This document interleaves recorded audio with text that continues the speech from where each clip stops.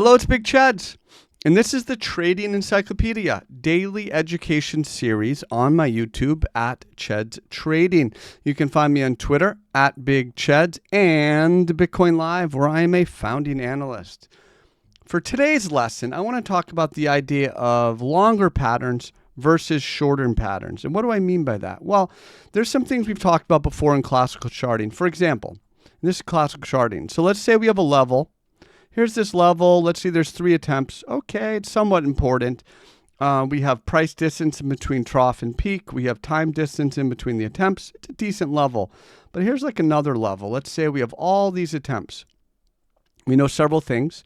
We know it's more likely to break with repeated attempts, but we also know that the level is much more significant. So not only is more likely to break, but the break of it would be more significant, right? This is longer structure. So let me show you just a quick, an AI view of what I was talking about. And you can read this, of course, in more detail on your own. But I talked about, what does classical charting say about longer versus shorter? Now, it mentions here days versus minutes. This a little bit speaks to the idea of time frame. Yeah, of course we know, that a weekly pattern is more important, than a daily pattern or, 4-hour pattern. And we want to put all those things into context. But we want to think about it this way, right? So you have a move and then, like a bull flag, a pennant. These are usually short consolidations and continuations. Most of the time they continue. But when you stop and let's say you pause and you have a long range, it's the same thing with how that single level formed. Now we have a price range. The more time you spend in a price range, the more significant it is. So you want to just be able to put into context. For example, let's say you're moving down and you're trying to form some type of a rounding base. Okay, and just a very brief time down. Maybe you come here, you do a little bit of bear pennant or whatever, right? Come back down and you form a rounding base. Okay, it's notable. Price is at the peak. But if you come down, and let's say we do the same, pennant here, and you come down, sharp rejection.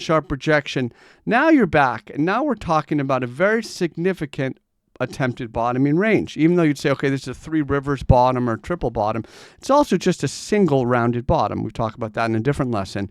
But the idea is the price has spent more time in here. The price level is more important. This breakout level and just the price structure for the overall significance of the price trend.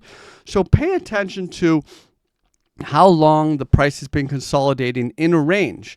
And the longer it's spent in the range, the more important it's going to be. And not just, of course, the time frame, longer time frame versus shorter time frame. That's what this talks about. But really just the longer it takes to develop.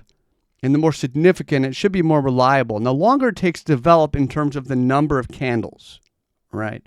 So if you're on a 4-hour, something that takes 20 candles to form is more important than something that takes 5 or 10. So it's the same concept on each time frame. And then, again, within that lesson, right, the longer the time frame, the stronger the signal. So that is the lesson today. We're talking about longer versus shorter patterns.